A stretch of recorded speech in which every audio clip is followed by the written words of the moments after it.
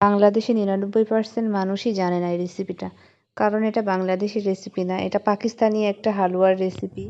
এই হালুয়াটার নাম মুলতানি সোয়ান হালুয়া। এটা হচ্ছে অরিজিনালি সোয়ান হালুয়া, যেটা আমাদের বাংলাদেশে অনেক কপি পাওয়া যায়। আজকে আমি আপনাদের অরিজিনালটাই বানিয়ে রেসিপিটা দেখাবো। আসসালামু আলাইকুম। প্রথমেই আমি কড়াইয়ের ভেতরে ১০০ গ্রাম ময়দা নিয়ে নিলাম। এবার নিয়ে নিলাম এটা হচ্ছে আপনার অঙ্কুরিত যে গমটা আছে, গমটা আমি নিজেই এটা অঙ্কুর করে নিয়েছিলাম। নেয়ার পরে এটা রোদে শুকিয়ে ব্লেন্ড করে নেয়া।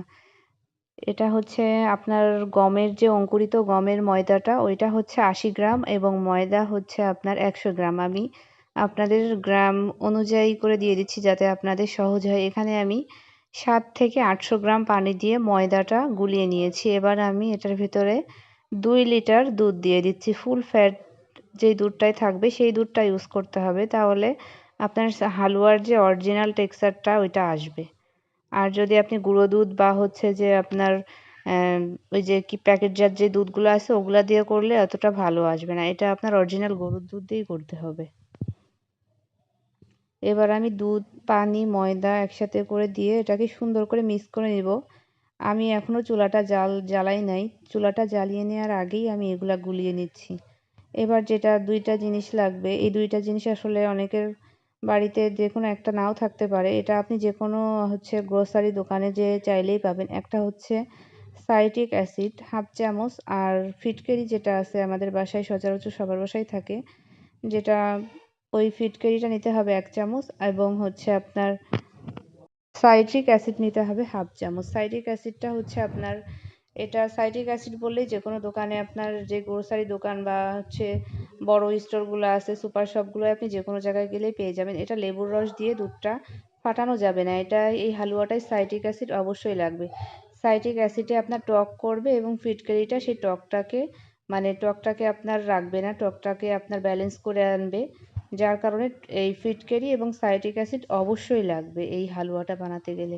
আমি গুলিয়ে নিয়ে এবার হচ্ছে হালুয়াটার ভেতরে দুধটা খুব ঘন অবস্থায় আপনার ফিটকারি এবং সাইট্রিক অ্যাসিডটা দেওয়া যাবে না। আমি পাতলা, একেবারেই পাতলা রাখার পরে এটা দুধটাকে ফাটিয়ে নিয়েছি। এবার দিয়ে দিয়েছি আমি ৩০০ গ্রাম চিনি।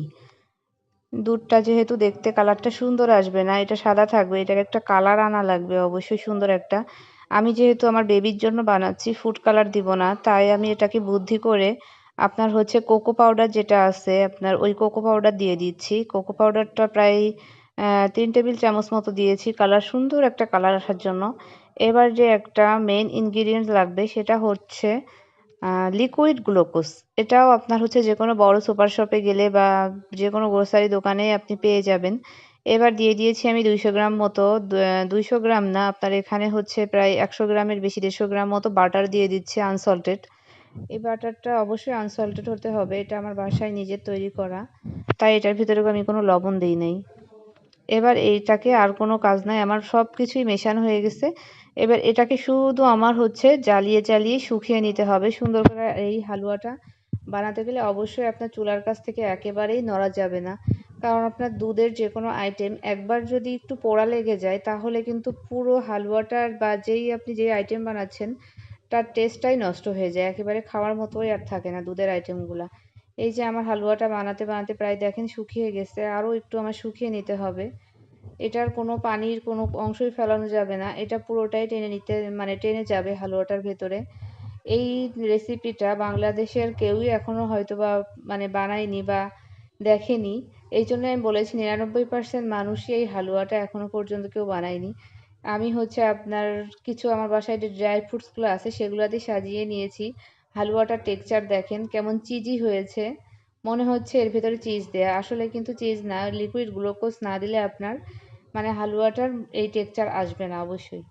হালুয়াটা যে এত ইয়াম্মি ছিল, আপনি যদি সেম প্রসেসে বানান, গমের অঙ্কুরিত আটাটা আপনার, এটাকে আপনি বাসায় চাইলে বানিয়ে নিতে পারবেন। আমিও বাসায় বানিয়ে নিয়েছি, এই যে আমার বেবির জন্য বানিয়েছিলাম।